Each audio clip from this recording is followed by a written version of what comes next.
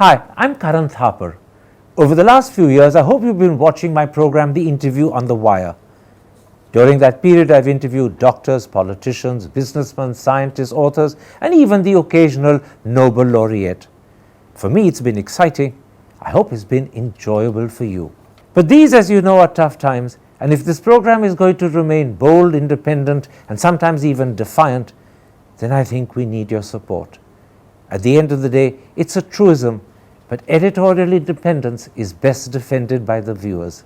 So if you would like this program to remain the way it is, forthright, outspoken, and interesting, then would you consider supporting us?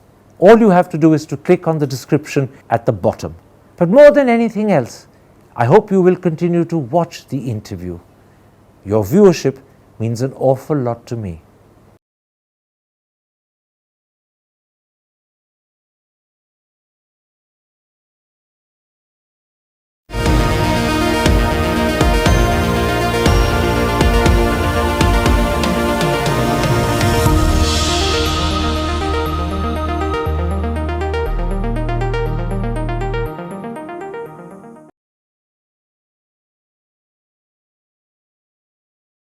Hello and welcome to a special interview for The Wire.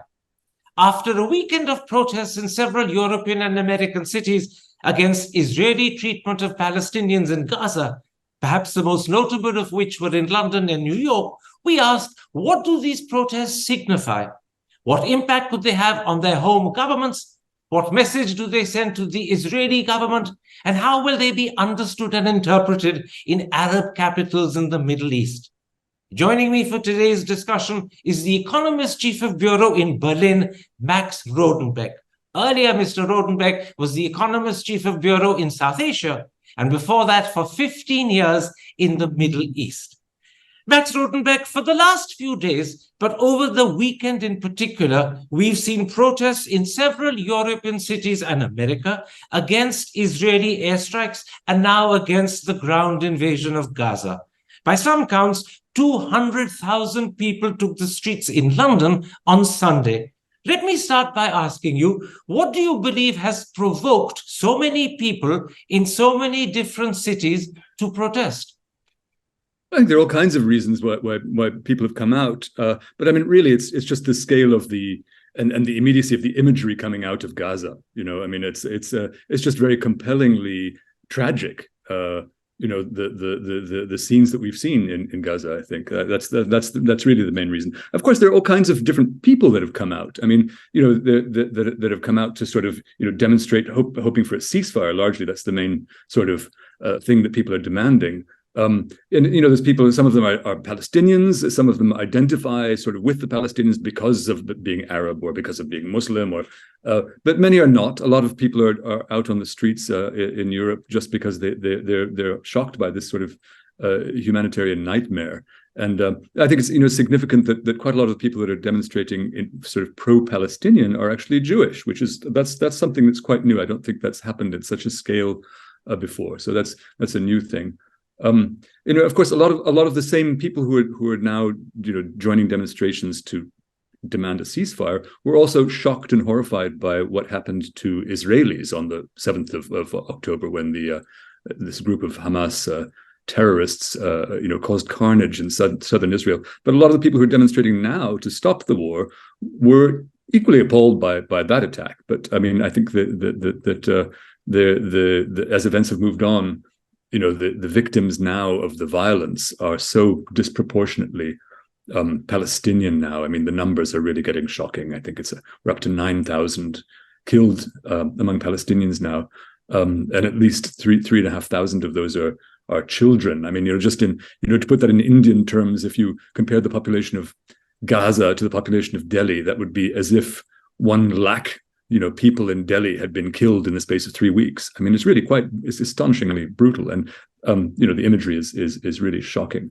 I mean, that's more children killed in 3 weeks in Gaza than in 18 months of war in Ukraine. So, and I think there's also, another reason that people have come out now is that, they may have been shocked by what happened to Israelis in that terror attack, but that was for many people, that was a sort of one-day event, whereas this what's happening in Gaza now has been dragging on for weeks, and it's just a daily battering of really horrific humanitarian, a nightmare. Yeah. I'm sure many of the people protesting on the streets of London, Berlin, or New York are well aware that what Hamas did, and you said this, in fact, was barbaric and savage, condemnable and unforgivable. But in response, Israel has already killed nearly 9,000 civilians. It's injured over 20,000.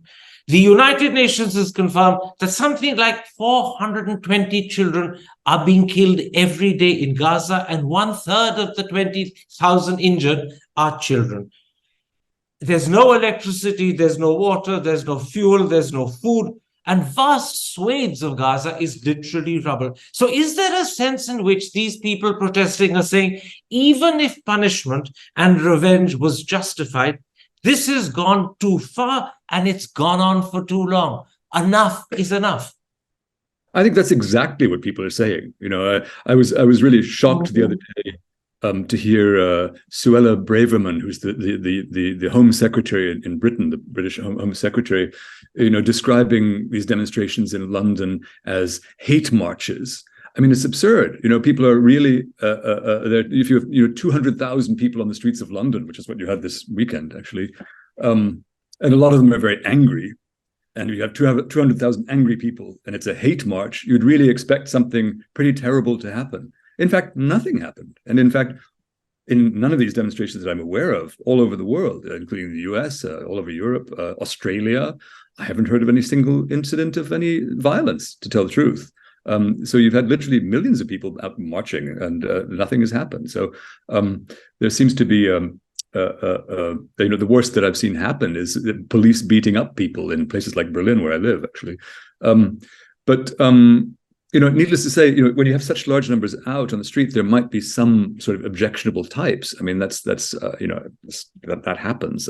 There might actually be some people who are literal anti-Semites, or people who are, Islamist, dangerous, violent-minded Islamists. But that just doesn't characterize the vast majority. I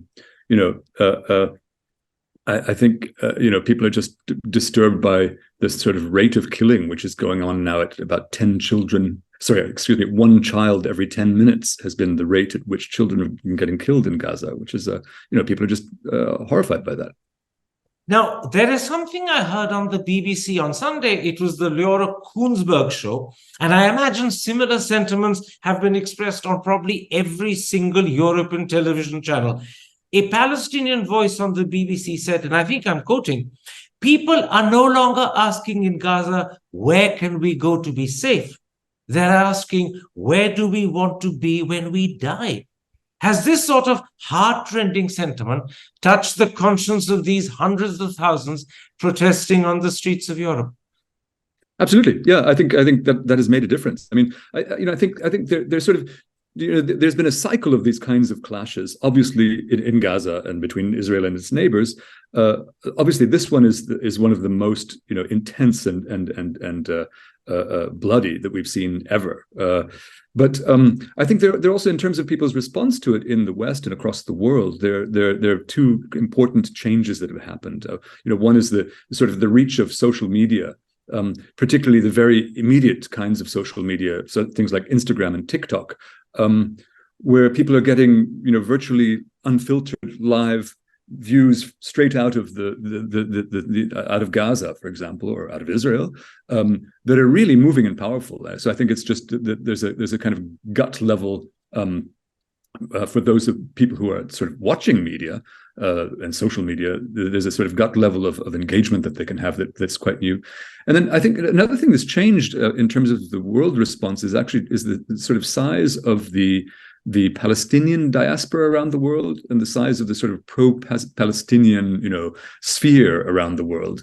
Sort of what you might call the sort of Palestinian-friendly diaspora. I mean, in a place like Berlin, for example, there are something like 50,000 Palestinians living in Berlin, and 150,000 people of Arab origin, and perhaps 500,000 people of Muslim origin of some kind. And I think the same is true in most Western cities. So a lot of these people are also, they're no longer sort of marginal immigrants, but they're quite integrated, they're sophisticated, they're articulate, and confident about expressing themselves. And so I think it's become, this time it's become much more difficult for Israel to control the narrative as much as it has been able to do in the past. Let's talk a little specifically about Germany, where you are. It's the country that was responsible for the Holocaust. So when the German government almost instinctively supports the Israeli position over the Palestine issue, is there a sense in which they are being driven by guilt? And are they, in a sense, also expiating that guilt at the cost of the Palestinians?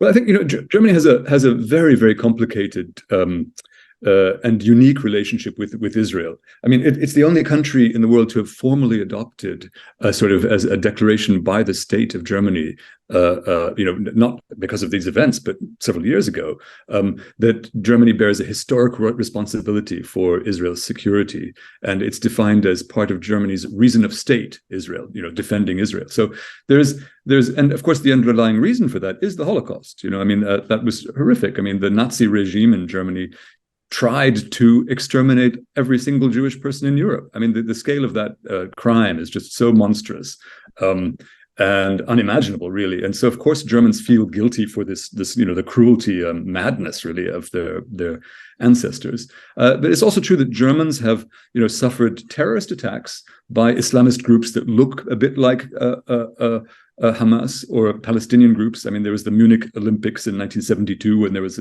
terrorist attacks.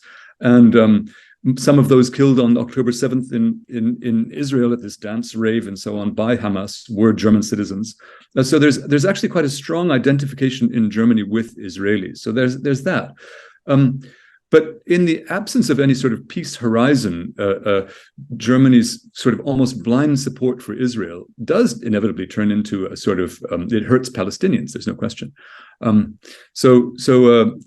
think part of the trouble is that a few years ago, Germany's parliament, and this is ironic because it was under pressure from the German far right that it did this. The German parliament adopted a sort of resolution. It's not actually a law; it's a sort of resolution that defines anti-Semitism in a way that equates anti-Semitism with being hostile to Israel. So this rather strange definition of anti-Semitism, equating it with being anti-Israeli, means that you can be charged as an anti-Semite for waving a Palestinian flag because the flag is seen as hostile to Israel. And absurd as it might seem in a country that has taken anti-Semitism itself to the biggest heights of madness ever, Germany, a lot of Germans seem persuaded that Arab immigrants, of which there are a lot, or Muslim immigrants, are bringing anti-Semitism to Germany, which is kind of peculiar to a lot of Arabs and Muslims who live in Germany. They find this very peculiar that they're assumed to be anti-Semitic. So it's a rather complicated picture in Germany.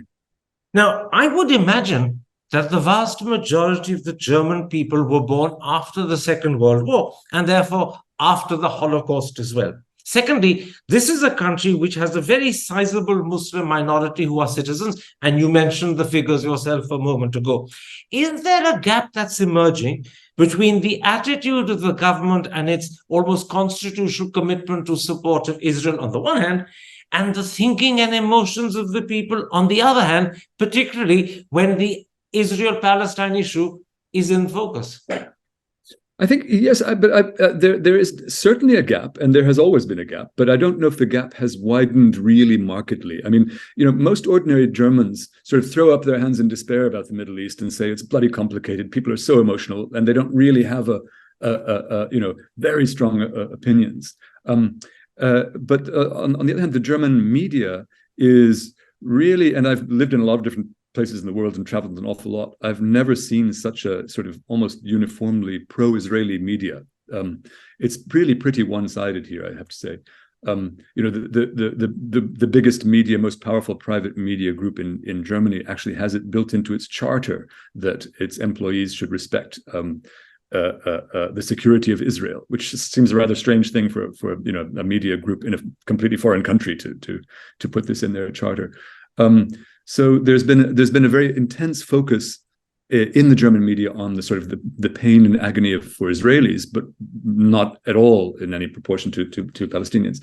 But as this has dragged on, and the scale of the kind of ghastliness in Gaza and the evidence of the human toll this sort of balance is beginning to tilt a little bit. I was speaking to a German diplomat recently, for example, who was saying that he was quite frank about it, that it's getting quite difficult to balance between Germany's "we stand with Israel" official stand and Germany's other hope in terms of international diplomacy of being a sort of moral force or something, to not to appear too hypocritical. I mean, he was confessing that it's a really difficult balancing act.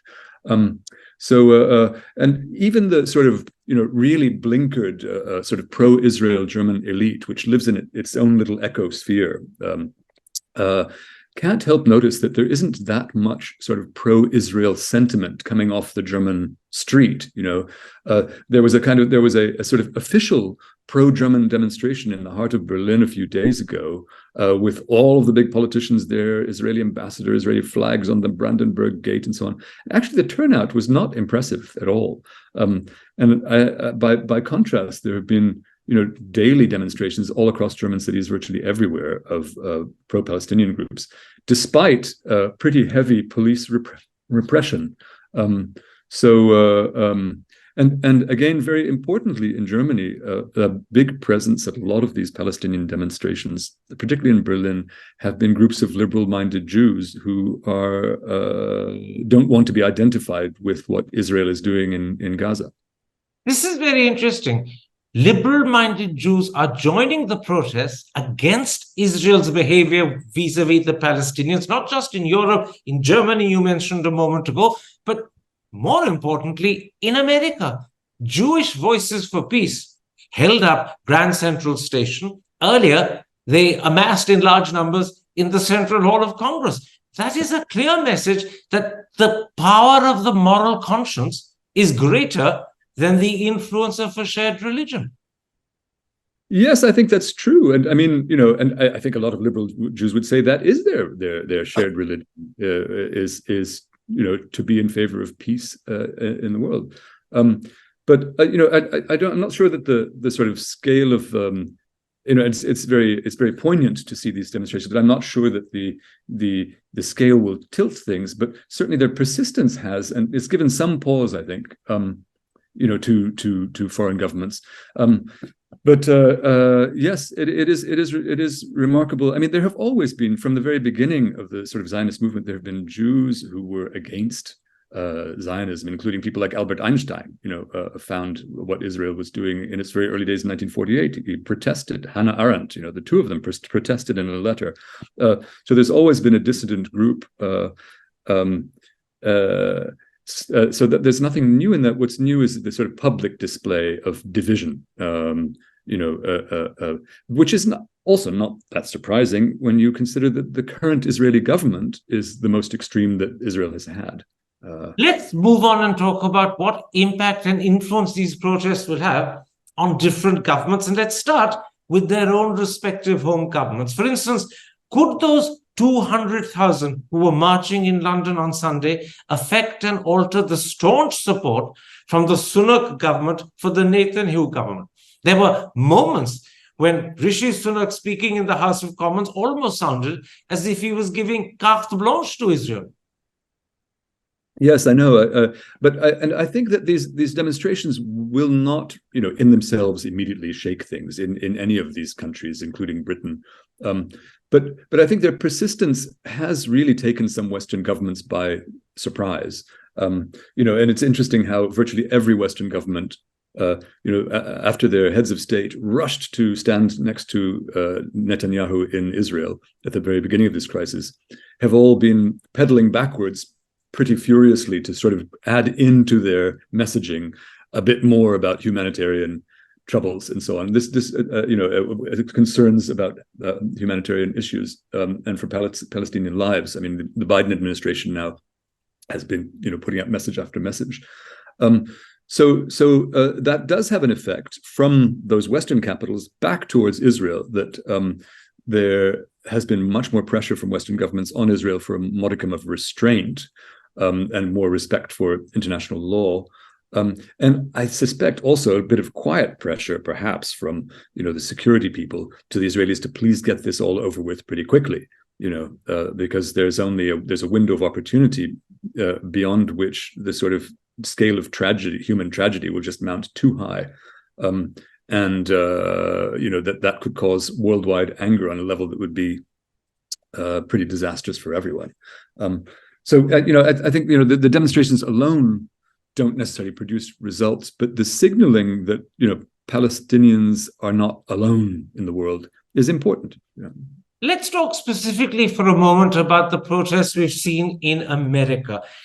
At least in television terms, these were incredibly powerful. I'm talking about what happened in the Hall of Congress. I'm talking about Grand Central Station. And those, as I said earlier, were Jewish voices from Jewish Voices for Peace.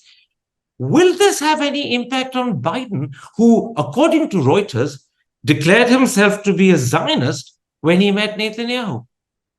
I think it could and may very well. Again, I don't know if the actual demonstrations themselves, but this sort of growing sense that there's a tilt, that has an effect. Even courageous Jews criticizing Israel. And there's also. Sorry, excuse me. Go ahead.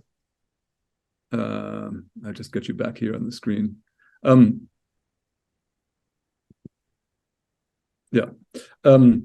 There's a sense that I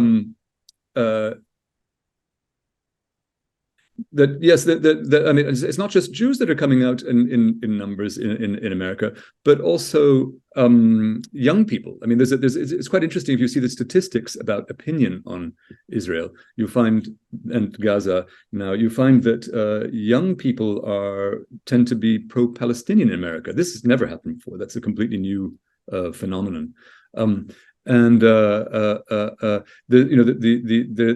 kind of the graph sort of shows a radical difference between people who are over 60 who tend to be overwhelmingly pro-Israeli and people who are under 30 who tend to be rather pro-Palestinian. And it's also true that Israel's strongest supporters in the US used to be Democrats, and that has shifted also. Now Israel's strongest supporters in America are actually right-wing Christians who tend to be Republican. So that has shifted as well. But as far as Biden's future is concerned,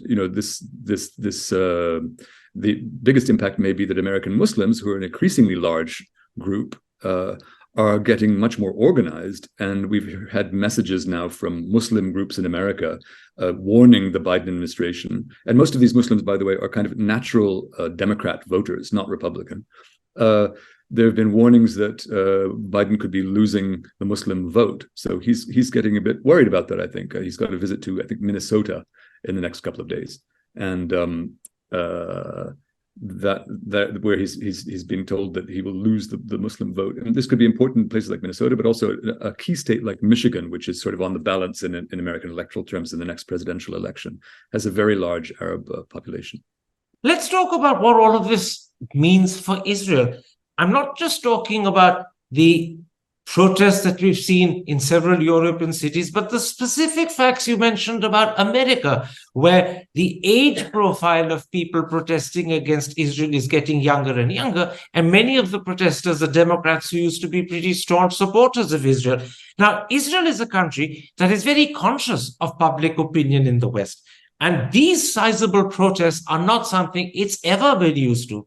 So at this particular moment, what impact do you think this will have on the Netanyahu government, but also on the Israeli media and public opinion? Well, I think these things tend to work in phases. I think in the first phase, after these horrific massacres in Israel on October 7th, there was this is the biggest loss of life Israel has ever suffered in a single day. I think there was a fair amount of just instant horror and anger, and there was quite a lot of unity between ordinary Israelis and their government. And the feeling was they absolutely did not care what the rest of the world thought. And their need was to crush Hamas out of existence and rebuild, Israel's sort of deterrence capacity as fast as possible at almost whatever cost. But then, as the process moves on into another phase, you get more involved in sort of damage control, damage control spin, trying to control the narrative. And generally speaking, Israel is very good at this. But this time, I think it's a real challenge. And it's not just because of the sort of wildly disproportionate scale of the harm, but because, as I mentioned before, that it's the timing. The terrible things that happened to Israelis all happened in one day. Although we still have a lingering hostage crisis, and we still have a few rockets flying into Israel, doing not much harm, relatively speaking. But it's rather difficult to control the narrative when so many Palestinians are very obviously, innocent Palestinians are dying, and things may get worse. But then there's going to be another phase, next phase, when Israel is finished with its ground campaign, which is now ongoing, when things will need to calm down again, and there, I think, we're going to see a lot of trouble in Israel because its political sort of system has been under great stress for the last several years, and it's really difficult to see how they're going to come through this crisis without some major kind of shakeup. Which is quite hard to predict, actually. And part of it depends on what the outcome of this situation is. How successful Israel is, in actually saving hostages, or will they all, be obliterated by Israeli bombs? I don't know. It's hard to say. So I think it's a bit unpredictable what will happen in Israel, but there's going to be quite a difficult shakeout internally in Israel after this. What about the Arab street? There is no doubt that Arabs feel the West has deliberately been blind to the injustice that's historically been meted out to the Palestinians. The truth is, many Palestinians feel that began under the British government from 1917 onwards and the Balfour Declaration, long before Israel itself was created. But now, will these protests in London, elsewhere in Europe, suggest that there is a new generation, as you mentioned in America, similarly in England? And will that new generation give the Arabs some sense of reassurance that maybe the past is being rectified or amended to the extent it can be? No, I mean, there has been, there's been a kind of pattern. The so-called Arab street tends to remember and then forget the Palestinian issue, and sort of in every generation, there's something that reminds people again of this and stirs up feeling.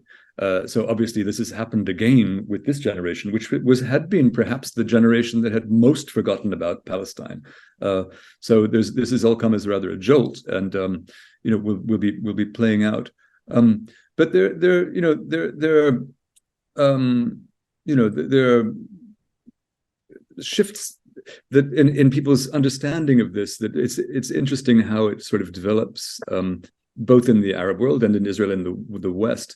I was reading an interesting article by Barnett Rubin, an American intellectual who's actually an expert on Afghanistan, and very simply he explained that there's always been a clash between how Westerners understand the Israeli-Palestinian issue and how much of the rest of the world understands it, and it's because the Westerners tend to see modern history as being an East-West sort of clash, whereas the rest of the world sees it as a sort of North-South clash. And so there's always been a kind of, a category misunderstanding between East and West. I mean, Westerners have seen, that's why Westerners have often seen, Israel, Palestine in terms of anti-Semitism, in terms of their own troubles with anti-Semitism as some kind of thing happening inside, something's happening inside Western society. Whereas for, Palestinians and other people in the so-called global South, it is a story about colonialism, but I think this kind of, that people are getting more sophisticated about being able to understand both of these things at the same time. So there's a kind of evolution on both sides, and a lot of people in the West now, especially young people, begin to see that the Palestinian struggle in terms of people's struggle for freedom. It's not about anti-Semitism. It's about a struggle for freedom that is similar to other attempts to achieve, freedom from whatever, African Americans or, LGBTQ And a lot of Westerners now begin to look at Israel as a kind of relic of colonialism. Um, and I think the opposite is true. Also, I think a lot of Arabs now sort of question the sort of hostility to Jews and anti-Semitism in a way that they were kind of naively unaware what that meant to Westerners. If you said bad things about Jews to Westerners, that means you were equivalent to a Nazi, whereas to a lot of Muslims and Arabs, it just meant that they were angry with this Zionist Jewish national movement. So I think there's been a lot of change in people's different kinds of awareness, and it's interesting to see.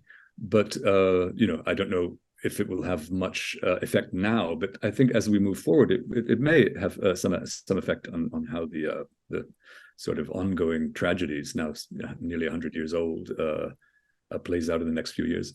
What you're saying is absolutely fascinating. This emerging clash between a perception of colonialism, a struggle for freedom and against occupation, vis-a-vis a struggle against anti-Semitism. And this brings to my mind what the Washington Post reported when Blinken met President al-Sisi of Egypt just after the Hamas attack.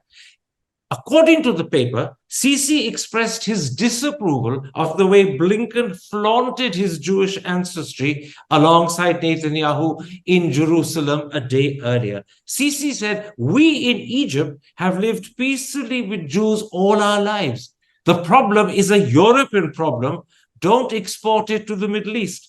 Today, when people like Sisi and perhaps even King Hussein or King Abdullah of Jordan see the protests in London, Berlin, elsewhere in America, will they get some reassurance that perhaps at last how they perceive the Jewish problem is being understood? Exactly. Yeah, I think they would. I mean, it's interesting. Sisi, for example, Egypt's dictator, he grew up in a neighborhood of Cairo, which is called the Jewish Quarter. Actually, he grew up in the Jewish Quarter of Cairo.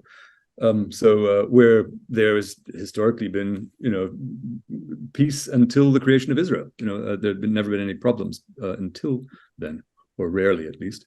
I think Palestinians have always understood. Palestinians and Arabs have always seen the Palestinian question as basically a property dispute, and they've always found it rather weird that Westerners assume that they must be anti-Semites.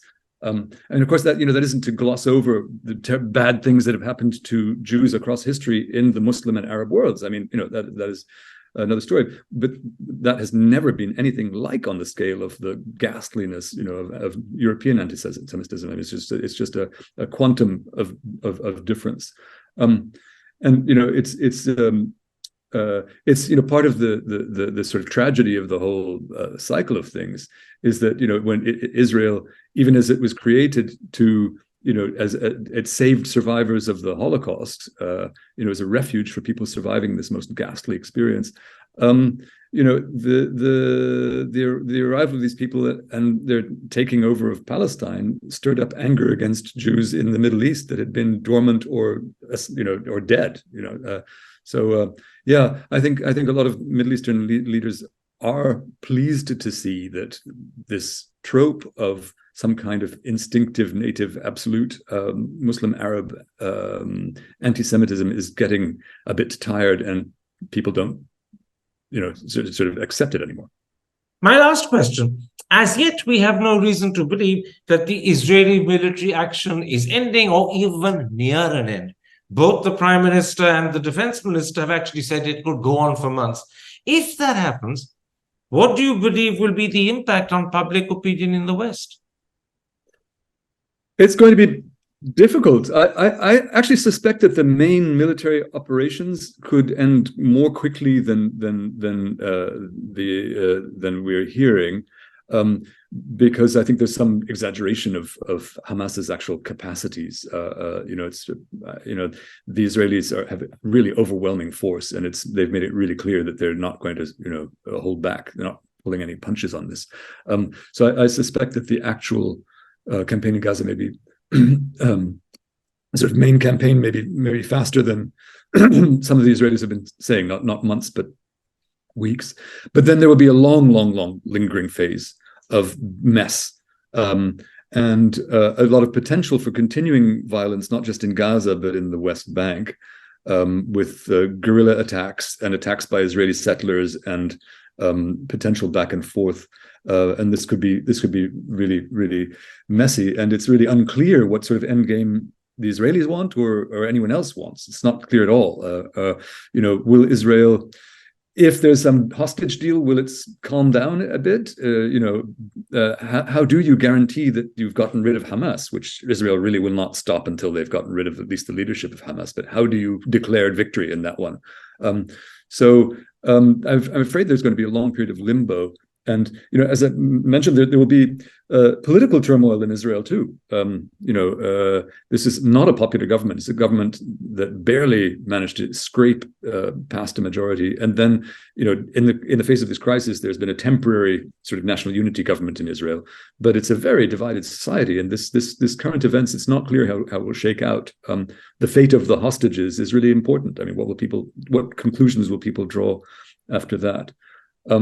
So I think also... But aren't you also suggesting that the trouble that is being caused to people in the West will continue? The protests will continue, the sense of disillusionment will continue, the shift in attitude and thinking will continue. And surely all of that must worry Israel hugely. It will continue, and they should worry. I think there will be, people get fatigued pretty quickly, I have to say. I mean, having gone through this many times, the instant anger does wear off. Sadly, the kind of horror scenes that people see on their televisions is what often prompts pressure. And as things drag on, you'll get more diplomats involved, various other people. But there has to be some sort of peace horizon, peace process, peace something. Which really seems to come to grips with the underlying problems this time. I think there's a real conviction that the Israelis, especially the Netanyahu government, the last few Israeli governments, have been successful at sweeping Gaza and its problems and the Palestinians in general under their carpet for almost 20 years now. And there's a general global sense that really can't go on. But what that means in actual fact, I'm not sure. And I think the Israelis will come under considerable pressure. And we'll see how events on the ground play out. I don't think Israel has to be, if they do have to be careful not to create even more of a humanitarian disaster, or it really will come back to hurt them. Max Rodenbeck, thank you very much indeed for the time you've given me. Thanks, Karan. Nice to see you. Hi, I'm Karan Thapar. Over the last few years, I hope you've been watching my program, The Interview on the Wire. During that period, I've interviewed doctors, politicians, businessmen, scientists, authors, and even the occasional Nobel laureate. For me, it's been exciting. I hope it's been enjoyable for you. But these, as you know, are tough times. And if this program is going to remain bold, independent, and sometimes even defiant, then I think we need your support.